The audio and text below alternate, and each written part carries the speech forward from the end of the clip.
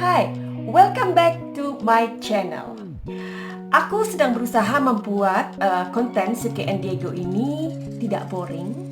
Dan hari ini aku membuat di playlist ya. Kalian bisa buka. Aku beri nama atau aku beri judul Paranormal Verhalen. Paranormal Verhalen artinya cerita dari kisah yang diambil dari paranormal, begitu ya. Jadi di situ banyak sekali cerita-cerita misteri dan sedikit horor dan apalah. Aku akan memberikan satu tema, yaitu Anne Frank. Tentu kalian sudah tahu siapa dia.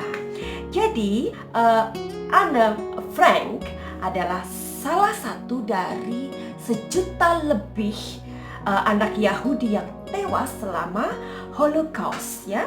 Jadi saat itu ia menyembunyikan diri, disembunyikan tepatnya dengan saudaranya, dan ia menyimpan sebuah diary. Jadi diary inilah yang menjadi satu hal yang akhirnya menjadi satu hal yang sangat-sangat populer pada saat itu ya. Jadi kenapa Anne Frank menulis diary? Karena ia ingin meluapkan atau mencurahkan rasa takutnya. Sebenarnya ia ingin bersembunyi, sangat ingin bersembunyi di dalam diary-nya itu untuk menutupi rasa takutnya. Terus ia juga ingin menumbuhkan rasa atau menumbuhkan harapannya dan pengalamannya. Jadi kalian tahu dan kita tahu kenapa Anne Frank menjadi sangat terkenal. Karena Anne Frank adalah salah satu, dan ia menjadi salah satu simbol untuk janji yang hilang dari anak-anak yang tewas selama Holocaust itu.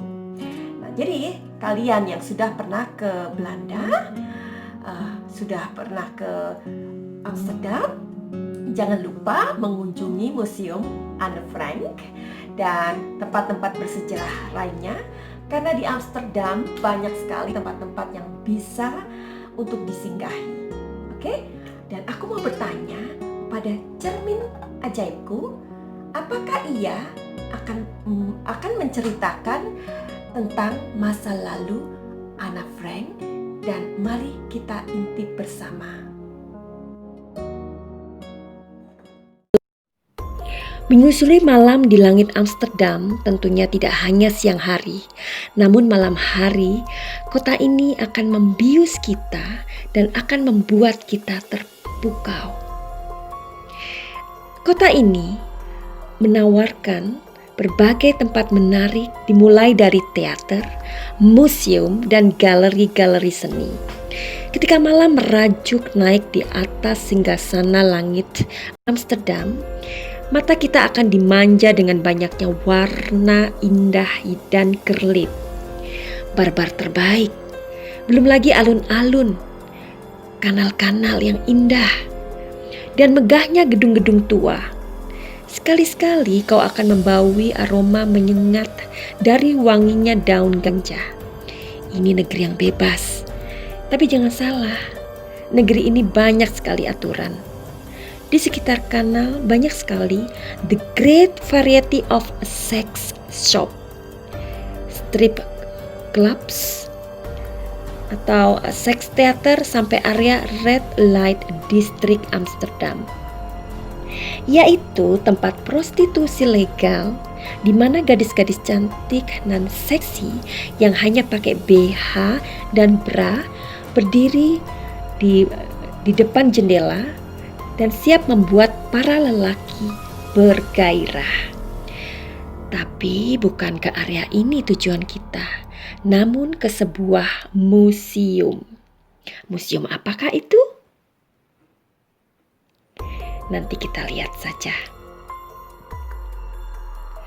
Melihat sudut atau gedung-gedung di Amsterdam, pasti terbersit sesuatu dalam benakmu. Benar. Di Amsterdam banyak sekali cerita-cerita horor. Misalnya roh gentayangan di Dam Square, atau tentang Bloodstreet, yaitu jalan darah, jalan yang penuh dengan darah, atau pembunuhan di sebuah keluarga di Montalban Tower, hotel-hotel berhantu, kanal-kanal berhantu, gedung-gedung tua berhantu. Tapi ceritanya nanti ya satu-satu. Makanya ikuti terus YouTube Suki dan Diego. Jangan lupa untuk subscribe, karena agar kamu tidak ketinggalan video-video terbaru dari kami. Dan jangan lupa setelah 500 subscriber kami akan memberikan 3 hadiah novel dari Dewi Helsper. Makanya kalian harus subscribe dan sering-sering komen, karena nanti akan diundi dan kami akan berikan hadiahnya. Mau?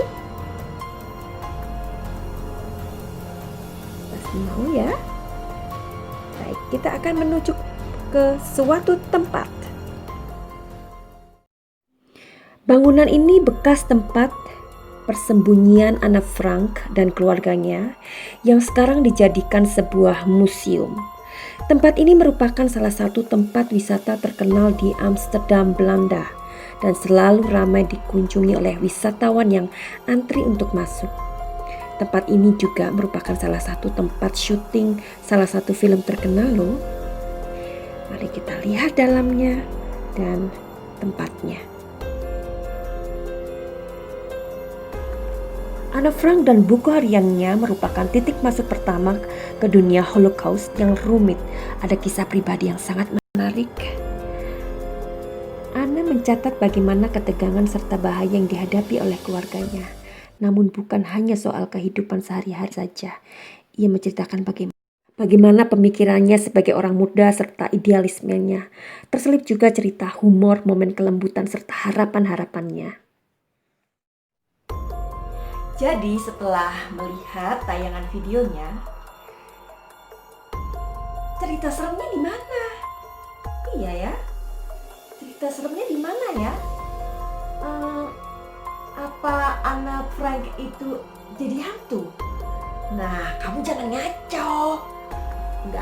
Nggak ada cerita hantu di Anne Frank ini. Jadi gini. Anggap aja video ini adalah video pembukaan, ya. Cerita seremnya nanti di video-video berikutnya aja di playlist Paranormal Verhalen, ya. Tapi kalian tahu nggak sih apa yang membuat Hitler itu sangat membenci Yahudi? Nah, saya kasih tahu ya, ini poinnya aja. Jadi gini, sebagian orang Eropa, bagiannya mereka itu sangat percaya bahwa orang Yahudi adalah sumber kekacauan. Si Hitler ini sejak kecil ia mendapatkan doktrin kayak gitu ya. Nah, ada sebuah cerita, ada beberapa cerita yang kemudian saling terkait. Misalnya neneknya Hitler waktu itu dia sakit. Pas kebetulan yang menangani itu adalah dokter Yahudi dan kemudian neneknya meninggal. Kemudian ibunya dia bekerja menjadi pelayan seperti itu ya. Pokoknya dia kerja di sebuah rumah dan rumah itu adalah milik seorang Yahudi begitu. Jadi pada saat dia kecil ada kaitan-kaitan seperti itu ya, yang membuat akhirnya dia menjadi anti Yahudi dan itu sudah terpupuk dari dia pada saat kecil. Nah, ada poin juga dia berpikir bahwa kemudian ia menjadi benci karena ia melihat banyak sekali orang atau pada saat itu orang Yahudi itu mereka kaya gitu. Nah, jadi kalian bisa baca sendiri di Google bagaimana seramnya Yahudi pada masa itu. Kemudian pada masa itu dikenal dengan Holocaustnya ya, Holocaustnya yang menyeramkan dan membantai banyak Yahudi. Sebelum Suki akhiri, sebenarnya ada pesan yang paling penting dengan misteri. Anggap aja ini misteri ya, misteri yang berkaitan dengan Perang Dunia Kedua. Jadi gini guys, eh, kita itu jangan berlebihan dalam membenci. Jadi kalau aku bisa mengkaitkan atau mengambil satu pesan di sini ya, sebenarnya kan ada pesan ya, karena ini adalah sebuah tragedi bersejarah tentang dunia ya. Ada pesan yang memang harus kita ambil ya dalam masalah ini, dalam kasus ini, dalam kejadian ini.